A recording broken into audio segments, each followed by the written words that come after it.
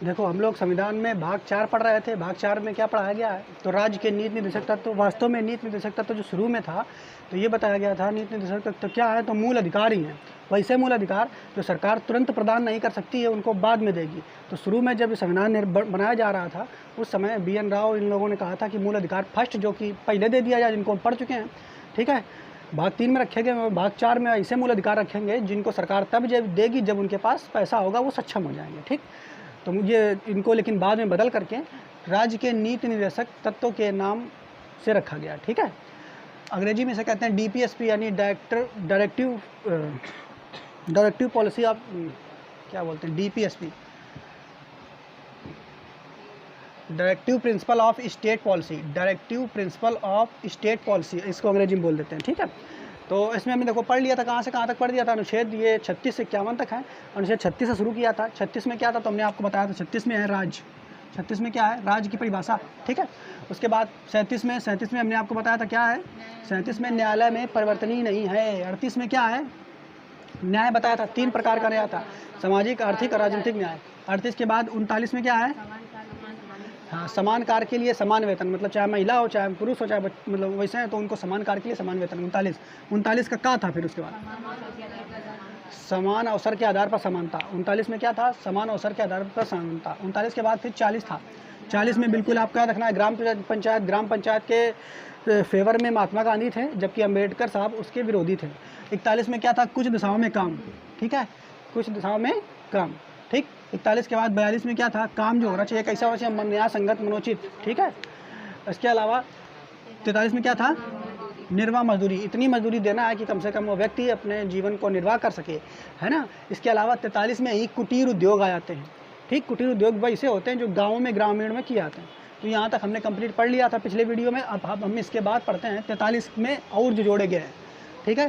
तो 43 में 43 का ये बाद में जोड़ा गया, खा भी बाद में जोड़ा गया। इनको एक साथ याद कर लेते हैं। 43 में हमने आपको बताया निर्वाह मजदूरी, यानी इतनी मजदूरी देना है जिससे व्यक्ति का पालन पोषण हो सके, और साथ ही साथ इसमें कुटीर उद्योग भी है, ठीक है। कुटीर उद्योग इसमें आते हैं। कुटीर उद्योग ऐसे उद्योग होते हैं जो गाँव में किए जाते हैं, ठीक, समझ पा रहे हैं। अब देखते हैं 43 में क्या है, 43 के काम में क्या है, कामगारों की भागीदारी। इसका मतलब क्या है कि मान लो किसी फैक्ट्री में या कहीं पे जो काम वर्कर करते हैं, तो अगर कोई भी नया नियम लाने जा रही है उसकी कंपनी, तो उन कंपनी के जो डायरेक्टर है, जो भी है मालिक हैं, उनको पहले जो है अपने जो कामगार हैं उनसे सूचना लेना है। मतलब उनसे पूछना है कि भाई ऐसा करना ज़रूरी है कि नहीं, सलाह लेना ज़रूरी है।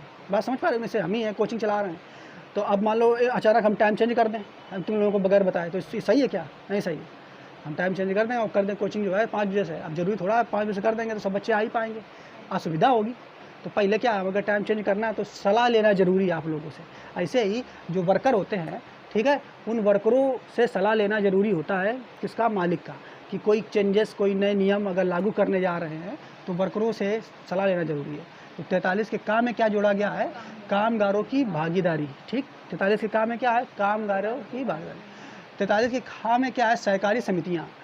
सहकारी समितियाँ क्या होती हैं, ये ऐसी समितियाँ होती हैं जो कि होती तो सरकारी हैं, परंतु उसमें काम प्राइवेट लोग करते हैं, ठीक है, समझ पा रहे हो कि नहीं। सहकारी बैंक होता है कि नहीं, आप लोग देखो ग्रामीण सहकारी बैंक है तुम्हारे यहाँ पे, अन्य चीज़ें होती हैं। तो ऐसी समितियाँ होती हैं जो सरकारी होती हैं, देख रेख सरकार की उसमें होती है, लेकिन काम जो है प्राइवेट लोकल लोग वहीं के करते हैं, ठीक है, समझ पा रहे हैं।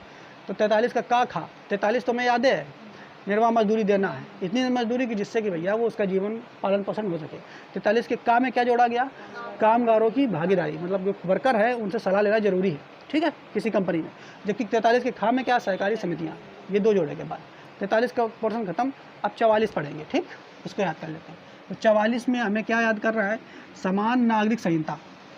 देखो समान नागरिक संहिता क्या है, देखो हमारे देश में क्या है, 2 धर्म हैं मेन रूप से, ज़्यादा रूप हिंदू मुस्लिम, ठीक, प्रमुख रूप से यही 2 धर्म हैं, और भी हैं लेकिन वो धर्म उतनी ज़्यादा उनकी बाहुलता नहीं है।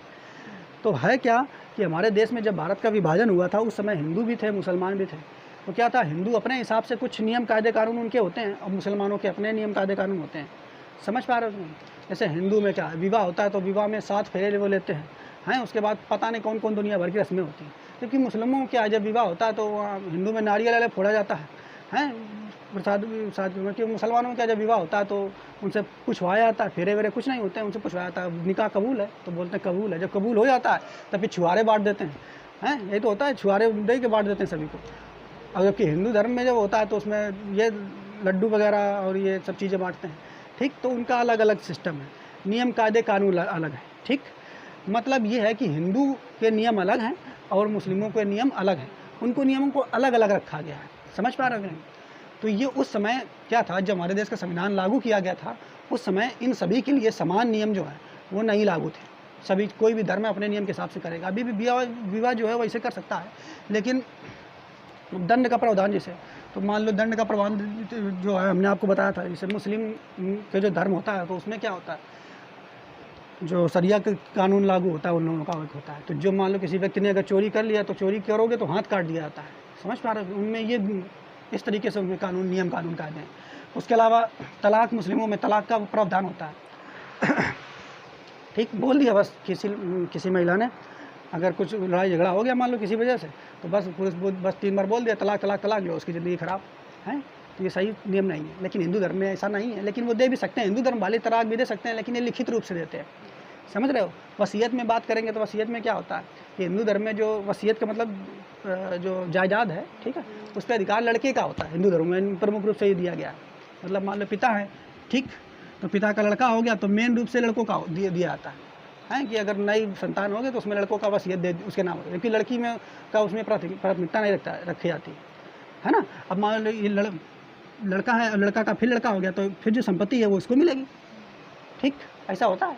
लेकिन क्या हो गया, जो है नए कानून के हिसाब से ऐसा भी अब होने लगा है, ऐसा बना दिया गया है संविधान में कि जो लड़कियों का भी जो है अधिकार है वो पूरी तरीके से उतना ही होता है जितना कि लड़कों का। लेकिन हिंदू धर्म में शुरू में ऐसा नहीं था, वसीयत पर अधिकार केवल लड़कों का होता है, क्योंकि मान लेते थे लड़कियां पराई धन होती हैं, वो तो दूसरे घर में जाएंगे, ठीक है। जबकि यहाँ पे मुसलमानों में ऐसा नहीं होता है। मुस्लिमों में क्या होता है, मान लो देखो इधर ये मान लो उनके पप्पा हैं, ठीक, अब पप्पा की ये लड़का है तो उन पर दोनों का अधिकार होता है, लड़का और लड़की का, ठीक। अब मान लो ये उनका मतलब ये दादा है, उनका लड़का है और ये उनका लड़का है, ठीक है।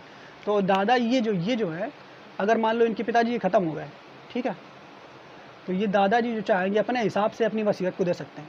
ये अधिकार अपना नहीं जता सकता कि हमें ही दो, ठीक, समझ पा रहे हो नहीं। तो वहाँ वसीयत का कानून अलग है। इसके अलावा गोद लेने का प्रथा कानून अलग होता है, यानी कोई भी मान लो व्यक्ति है तो अपने से 22 साल उम्र की छोटी लड़की या बच्चे को गोद ले सकता है। अब ऐसा नहीं कि वो 22 साल का है अब तो 21 साल की लड़की को गोद ले रहा है ना। तो मतलब गोद लेने की जो प्रथा कानून है कि अगर आपसे 22 साल छोटा है, आप जितने साल के उससे 22 साल अगर आप छोटा है बच्चा, लड़का हो या लड़की, तभी आप उसको गोद ले सकते हैं, ठीक है। तो इसमें नियम और कानून अलग अलग थे, लेकिन सरकार ने क्या बनाया है कि हिंदू और मुस्लिमों के नियम और कानून जो हैं वो अलग। वो बात अलग है कि आपकी धार्मिक रीति रिवाज जो है उसको आप अपनाते रहो, ठीक है, लेकिन तलाक अगर देना है, ठीक है, तो तलाक का नियम एक होना चाहिए, सेम होना चाहिए। ये नहीं कि हिंदू जब मनाए मुस्लिम जब मनाए 3 बार बोल दिया तलाक तलाक तलाक तो तलाक हो गया, ये कानून के हिसाब से होगा, ठीक है। तो सरकार क्या है, समान नागरिक संहिता जो है इसको लागू करने पर विचार कर रही है। लेकिन उस समय सोचो अगर उस समय इसको लागू कर दिया जाता, उस समय क्यों नहीं लागू किया गया? उस समय इसलिए नहीं लागू किया कि उस समय जब देश का बंटवारा हुआ था तो हिंदू मुस्लिमों में वैसे ही बहुत दंगा चल रहे थे, विभाजन ही इसी आधार पर हुआ था, ठीक है। और पिक्चर देखो, गदर पिक्चर देखिए, उस गदर पिक्चर में दिखाता है जब बंटवारा होता है तो कितनी तरीके से मुस्लिम लोग पाकिस्तान चले जाते हैं, फिर भी वहाँ पे कितनी लड़ाई मार कटाई हो रही होती है पंजाब के सिंध क्षेत्र में, है ना। तो उस समय बहुत ज़्यादा ये बटा था। तो उस तत्कालिक परिस्थितियों को देख करके हमारे संविधान में इसको समान नागरिक संहिता तब नहीं जोड़ी गई थी, लेकिन बाद में कह दिया गया था कि जब भारत नॉर्मल होगा तब इसको लागू कर दिया जाएगा। लेकिन अभी भी इसको लागू नहीं किया गया है। सरकार इस पर विचार कर रही है कि समान नागरिक संहिता लाई जाए, ठीक है। यानी अगर आप तलाक लेना चाहते हो तो एक नियम के हिसाब से होना चाहिए, हिंदू मुस्लिम वाला सिस्टम नहीं। वो बात अलग है, अगर आप शादी करना चाहते हो तो कोर्ट के हिसाब से भी अपना एक अलग नियम है कि आप कोर्ट मैरिज नहीं होती है तो वो वाली शादी कर लोगे तो वो सबसे वैलिड मानी जाएगी। अपने धर्म के हिसाब से करना चाहते हो तो वो भी ठीक है, कोई दिक्कत नहीं है ना। तो समान नागरिक संहिता किस में है? 44 में। किस में है? 44 में। याद रखो, समान नागरिक संहिता, समान मतलब ये दोनों समान है, 4 एक जैसे है ना। समान नागरिक संहिता 4 एक जैसे, समान नागरिक संहिता ये दोनों समान 44 में, ठीक है। इसके बाद 45 में देखो क्या है, यहाँ तक आपको याद हो गया होगा, 3 हमें बिल्कुल याद हो गए। 43 का का, देखो 43 याद हो गया, 43 का का याद हो गया, 43 का खा याद हो गया, 44 याद हो गया। 43 में निर्वाह मजदूरी, 43 की का में क्या है? कामगारों की भागीदारी। 43 के खा में क्या है? सहकारी समितियाँ, ऐसी समितियाँ जो कि सरकारी होती हैं परंतु उसमें काम करने वाले व्यक्ति प्राइवेट होते हैं। इसके बाद 44 में आप याद कर लोगे समान नागरिक संहिता, ठीक है। 45 में क्या रखा गया है इसमें देखो 6 से 14 वर्ष के बच्चों का जो पढ़ने का अधिकार था, शिक्षा का अधिकार था, वो अनुच्छेद हम मूल अधिकार में पढ़ चुके हैं, अनुच्छेद 21 में पढ़ चुके हैं। 21 के का में पढ़े थे कि नहीं? देखो 6 से 14 वर्ष के जो बच्चे हैं उनको पढ़ने का अधिकार है, मूल अधिकार है। और वो मूल अधिकार में कब जोड़ा गया था आपको वो भी पता है, 2002 में 86वें संविधान संशोधन के तहत जोड़ा गया था, ठीक है। लिखा है हमने 6 से 14 वर्ष के लिए बच्चों के जो शिक्षा का अधिकार 21 का में मूल अधिकार है। लेकिन अब जो 6 से कम वाले उम्र के बच्चे होंगे तो उनका वो क्या करेंगे भाई? 6 से कम उम्र वाले जो बच्चे होते हैं उनको यहाँ पे अनुच्छेद 45 में जगह दी गई है, ठीक है। कहाँ दिया गया है? अनुच्छेद 45 में 6 वर्ष से कम उम्र वाले बच्चों का शिक्षा का अधिकार। अब बाद 6 वर्ष से जो कम उम्र का बच्चा होगा उसको पढ़ाया थोड़ा जाएगा, उसको खिलाया जाएगा, पालन पोषण किया जाएगा, बीमार बहुत होते हैं सब। तो देखो 6 वर्ष से कम उम्र के बच्चे हैं तो उनके हेल्थ का ख्याल, मतलब शिक्षा का तो अधिकार है ही करे। वहाँ जाके नर्सरी नहीं होती, नर्सरी में देखो पहले कक्षा 1 में कब किया जाता है? जब 6 वर्ष का हो जाता है। 6 वर्ष के बाद वो कक्षा 1 होना वहाँ पर भेजा जाता है। लेकिन 6 वर्ष से पहले यानी 1 2 3 4 3 साल से भेजो तो 3 4 5 ये 3 सालों में क्या नर्सरी में पढ़ता है, LKG UKG होता है कि नहीं? और उससे पहले भी बच्चा छोटा जब होता है तो बहुत बीमार होता है, कोई देखो कोई रोग बहुत जल्दी बीमारी पकड़ती है, ठीक है। होता है कि नहीं? बच्चों को होता है, वो जब छोटे बच्चे होते हैं उनको बहुत जल्दी बीमारी पकड़ती है। तो उनको जो है फ्री में उनका जो जैसे बच्चा जब होता है तो उसके फ्री में देखो सरकार टीके लगाती है कि कोई महामारी ना पकड़ ले, लगाती है कि टीके कि नहीं? तो ये सब जो है यानी हेल्थ का ख्याल जो कहाँ रखा जाएगा तो अनुच्छेद 45 में रखा जाएगा। यानी कोई भी 6 वर्ष से कम का उम्र का बच्चा है तो उसके स्वास्थ्य का ख्याल रखने के लिए अनुच्छेद 45 है। और उसी के तहत जो वो आशा बोलते हैं ना, उनको आशाएँ होती हैं, वो लोग बच्चों को देखती हैं ना। और उसके अलावा जो है उनको पढ़ाया भी जाता है LKG UKG में, उनके लिए अलग सी कक्षाएँ होती हैं, ठीक? समझ पा रहे हैं? तो अनुच्छेद 45 में क्या है? 6 से कम उम्र वाले बच्चों के लिए शिक्षा का अधिकार है और उसी में उनका स्वास्थ्य का अधिकार भी है, ठीक है। टीके के मुफ्त लगाए जाते हैं इसी वजह से। इसके अलावा अनुच्छेद 46 में देखो क्या है, तो 45 तक याद हो गया हमको। 46 में क्या है? अनुसूचित जाति और जनजाति। इसमें देखो 46 में क्या दिया गया है? अनुसूचित जाति और जनजाति के अधिकारों का वर्णन किया गया है कि अनुसूचित जाति और जनजाति के जो व्यक्ति हैं, ठीक है, वो शुरू से ही पिछड़े लोग हैं, बहुत ज़्यादा पिछड़े थे शुरू में ही, है ना। तो वर्तमान समय में इनको बराबर लेवल पर लाने के लिए इनके साथ न्याय किया जाए। ये हमने आपको बताया था, यानी बराबर से शिक्षा लेने के भागीदारी, इनको कोई शिक्षा लेने से रोकेगा नहीं। आर्थिक रूप से भी इनको मदद दी जाए, सामाजिक रूप से भी इनको मदद दी जाए, ठीक है। समझ पा रहे हैं नहीं? यानी अनुच्छेद 46 में क्या है? अनुसूचित जाति और जनजातियों वाले व्यक्तियों का वर्णन है इसमें। क्लियर? ठीक, यहाँ तक समझ पाए? अब इतना आपको याद कर लेना 46 तक, ठीक। अब यहाँ से देखो हम कैसे याद करेंगे। इसके बाद 47 से,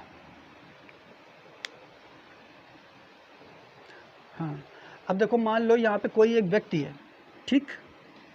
तो शुरू में वो बहुत ज़्यादा दारू पीता है। अब दारू पिएगा तो क्या होगा? उसके स्वास्थ्य जो है वो बेकार होगा, घर की आय वगैरह सब बेकार होगी, परिवार बिगड़ेगा। तो अनुच्छेद 47 में सरकार ने क्या किया है कि पूरे देश में मद निषेध कर दिया जाए, अर्थात दारू को प्रतिबंधित कर दिया जाए। लेकिन दारू प्रतिबंधित नहीं है तो कह दो तुम केस कर दोगे क्या सुप्रीम कोर्ट में? नहीं कर पाओगे। वो तब प्रतिबंधित करेगी जब सरकार के पास पैसा होगा। ऐसे तो दारू ज़्यादा इतना ज़्यादा रेवेन्यू मिलता है, सब कुछ कोरोना में बंद हो गया, स्कूल कॉलेज सिनेमा सब दुनिया भर की चीज़ें, लेकिन दारू का ठेका खुला है। काहे के मारे? क्योंकि जो बेवड़े हैं पीने वाले वो ज़्यादा लेने जाएंगे। देखो लाइनें लगी थी कोरोना में, समझ पा रहे हो ना? क्योंकि रेवेन्यू पैसा सरकार को इससे बहुत ज़्यादा मिलता है, तो मद निषेध कहाँ से करेगी? समझ रहे हो? लेकिन बताया गया है कि सरकार जब सक्षम होगी तो सरकार का भी सक्षम नहीं होगी, वो नहीं करेगी मद निषेध का। खूब पियो, सरकार लिख देगी कि दारू पीना स्वास्थ्य के लिए हानिकारक है, पढ़ लो, पियो जा करके, मरो कटो कुछ भी, उन्हें कोई मतलब नहीं। समझ रहे हो कि नहीं? गुटखा है उसमें वो भी निषेध होना चाहिए, मद निषेध है तो वो भी तो बेकार है। सिगरेट वो भी निषेध होना चाहिए, लेकिन नहीं की है सरकार। लेकिन जो बिहार है राज्य, वहाँ पे मद निषेध है, वहाँ पे दारू आप नहीं पी सकते हो, है ना। नीतीश कुमार ने वहाँ पे बैन लगा दिया है, लेकिन पूरे भारत में अभी ऐसी परिस्थिति नहीं आई है। हो सकता है आगे हो जाए, लेकिन अभी भी संभावना नहीं लग रहा है। तो मान लो कोई व्यक्ति अगर वो मद निषेध कर दिया जाए, उसके दारू को पीने का मनाही कर दिया, दारू पीना बंद कर देगा, तो दारू पीना बंद करेगा तो भैया पोषाहार यानी पोषित चीज़ें जो है वो खाएगा, पैसा बचेगा तो वो चीज़ें खाएगा। अब बढ़िया चीज़ें जब खाएगा तो उसके स्वास्थ्य में वृद्धि होगी कि नहीं? तो 47 में क्या है? कोई व्यक्ति है दारू पीना बंद करता है, मद निषेध करता है, तो पोषाहार अच्छी चीज़ें खाएगा, हैं। पोषाहार मतलब पोषित आहार, जो जो कोई शरीर को पोषण देते हैं। तो जब ऐसी चीज़ें खाएगा तो उसके स्वास्थ्य में वृद्धि होगी। 47 में क्या याद हो गया। 48 में क्या है, अब मान लो दारू पीना जब बंद कर दिया है तो अब वो शऊर में आ गया है, अब काम वाम सही से करेगा, ठीक है। तो खेती किसानी यानी कृषि बढ़िया से करता है। अब कृषि करने लग गया तो उसे ऐसा लग रहा है कि भाई दूध की कमी है, तो उसने पशुओं को भी पालना शुरू कर दिया, यानी पशुपालन भी चालू कर दिया। तो अनुच्छेद 48 में क्या है, कृषि और पशुपालन, ठीक। और ऐसे पशुपालन, ऐसे पशुओं को प्राथमिकता दी गई है जो दुधारू पशु हैं, ठीक है। इसीलिए कृषि के संदर्भ में अन्य बहुत सारी चीज़ें सहायता जो है सरकार प्राप्त कर मतलब देती रहती है किसानों को, ठीक है। समझ पा रहे कि नहीं। इसके अलावा क्रांति बहुत सारी चली थी, श्वेत क्रांति जो है दूध से संबंधित थी एक समय, है ना, तो वो आपको बताया जाता है। तो 47 और 48 आपको याद हो गए। अब मान लो जब क्या कर लिया उसने, कृषि कर लिया, है ना, और फिर क्या देखा, पशुपालन कर लिया। अब बाद में क्या देख रहा है कि भाई देख रहा पर्यावरण बहुत ज़्यादा प्रदूषित हो रहा है ना, तो पर्यावरण बचाने के लिए पेड़ लगाना शुरू कर दे रहा है, पर्यावरण सुरक्षित करेगा। तो ये बाद में उसको शऊर आया, भाई दारू पीना बंद कर दिया तो उसकी जो अकल है वो खुल गई है, तो इसी वजह से वो ऐसा काम कर रहा है। दारू पीना बंद किया तो बढ़िया बढ़िया चीज़ें खाएगा पोषित वाली, तो स्वास्थ्य में वृद्धि होगी। 48 में क्या करेगा, फिर जब देखेगा अच्छा कुछ काम धंधा करना चाहिए तो कृषि करेगा, पशुओं को पालेगा तो भाई पशुओं को क्या घास ये सब चीज़ें खानी है कि नहीं उनको, तो पर्यावरण अच्छा होना चाहिए, तभी तो घास पेड़ पौधों से सब बढ़िया मिलेगी। तो वहाँ पर्यावरण संरक्षण का अधिनियम यहाँ पे लाया गया अनुच्छेद 48 के कामे, समझ पाए। तो ये इस कहानी के तहत आप इनको याद कर लोगे, कौन कौन से 47, 48 और 48 का, ये एक साथ याद करना है, ठीक है। 47, 48 और 48 का काम। 47 में क्या है, मद्य निषेध करेगा तो पोषाहार स्वास्थ्य में वृद्धि होगी। 48 में क्या है, कृषि दुधारू पशु है। 48 के काम में क्या है, तो पर्यावरण संरक्षण अधिनियम कब लाया गया था 2002 में 42वें संविधान संशोधन में ये लाया गया था, इसको याद कर लेना। इसके बाद देखो ये वाले एक साथ याद करना तीनों, ठीक है। देखो खंड खंड करके हमको याद करने हैं तभी याद होंगे, अन्यथा आप एक साथ पढ़ते चले जाओ तो याद नहीं होते। इतने अनुच्छेद कौन याद कर पाएगा। और रिवीजन बहुत ज़रूरी है, आप इनको रिवीजन भी आपको हफ्ते भर में कम से कम एक बार कर लेना है। जितनी पॉलिटी हमने पढ़ा दी उसको रिवीजन आप करते रहो, हफ्ते संडे को टाइम मिले बस एक बार देख लो, फटाफट याद हो जाए, ठीक है। अब देखो 49 में क्या है, 49 में राष्ट्रीय स्मारक, ऐसे स्मारक जो बहुत पुराने हैं, जिनको इतिहास में हमारे राजा महाराजाओं ने बना करके दे दिया है और उनको अब वैसा बनाना संभव नहीं है, तो वो राष्ट्रीय स्मारक हो गए। ताजमहल हो गया, कुतुब मीनार हो गए, बहुत सारी चीज़ें हैं, बहुत पुराने मंदिर हैं, तो उन मंदिरों को क्या सुरक्षा प्रदान करना है, ठीक है। उनके स्थानों का संरक्षण करना है, वहाँ पे फोर्स लगाने की, कोनो आके वन बम ना फोड़ दे तो वो बेकार हो जाए धरोहर।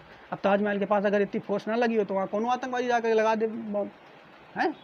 तो उनको संरक्षण प्राप्त करना दिलाना है किसमें, अनुच्छेद 39 में, ठीक है।